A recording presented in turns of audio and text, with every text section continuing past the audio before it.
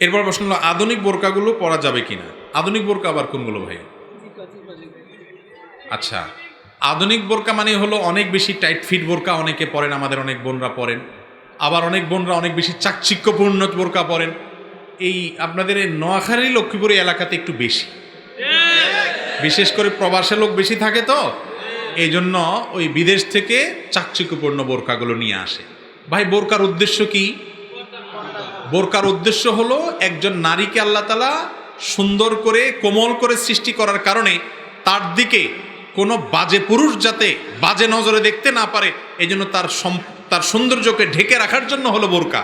সেই বোরকাটা যদি এত চাকচিক্যপূর্ণ হয়, এত জাঁকজমকপূর্ণ হয়, এত সুন্দর হয়, এত টাইট ফিট হয় যে তার শরীরের বিভিন্ন অঙ্গ প্রত্যঙ্গ ফুটে ওঠে, আল্লাহ মাফ করুক, তাহলে সেই বোরকাটা তো নিজেই আবার ওই সৌন্দর্যের মধ্যেকার মানুষকে ডাকতেছে, সেই সৌন্দর্য দেখার জন্য মানুষকে আকৃষ্ট করতেছে।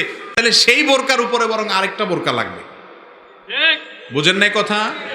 যেই বোরকা অনেক বেশি চাকচিক্যপূর্ণ জাঁকজমকপূর্ণ, ওইটার উপরে আবার আরেকটা কি লাগবে?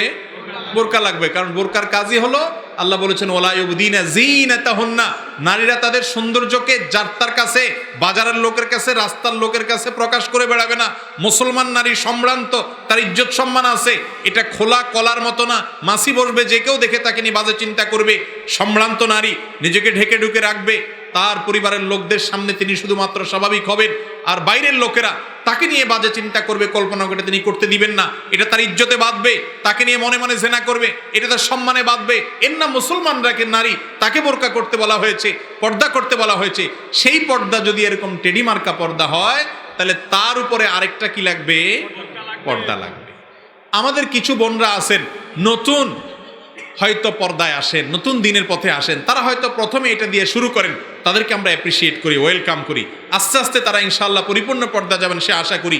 কিন্তু আমাদের যে সমস্ত ভাইয়েরা নিজেদের মা বোনের জন্য, স্ত্রীর জন্য বোরকা কিনেন, আপনারা এই বোরকাতে হাতে আপনার কাজ আছে কিনা, বুকে কাজ আছে কিনা, এবং কালারফুল কিনা, জাকজমক কিনা, আবার অনেক সময় ঢোলা তো দূরের কথা, উল্টা টাইট দেখে কিনেন, এটা কখনো বোরকার উদ্দেশ্য পূরণ করে না। বোরকা পরা আর না পরা বেশিরভাগ ক্ষেত্রেই সমান।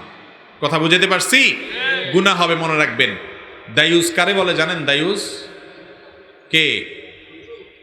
দায়ুস সারা জীবন শুনে আসছেন, মহিলাদেরকে দায়ুস বলে, পুরুষরা হলো দায়ুস। আর দায়ুস আল্লাযী ইউকিররু ফি আহলিহি আল খাবাস, নবীজি বলেছেন দায়ুস হলো ওই পুরুষ, ওই লোক, যেই লোক তার পরিবারের অশ্লীলতা, বেহায়াপনা, বেপর্দা এগুলোকে সাপোর্ট করে যায়। আপনি নিজে এসব বোরকা কিনে দিবেন, আপনি দায়ুস হবেন। আর হাদিসে আসছে দায়ুস লা ইয়াদখুলুল জান্নাহ, দায়ুস জান্নাতে যাবে না।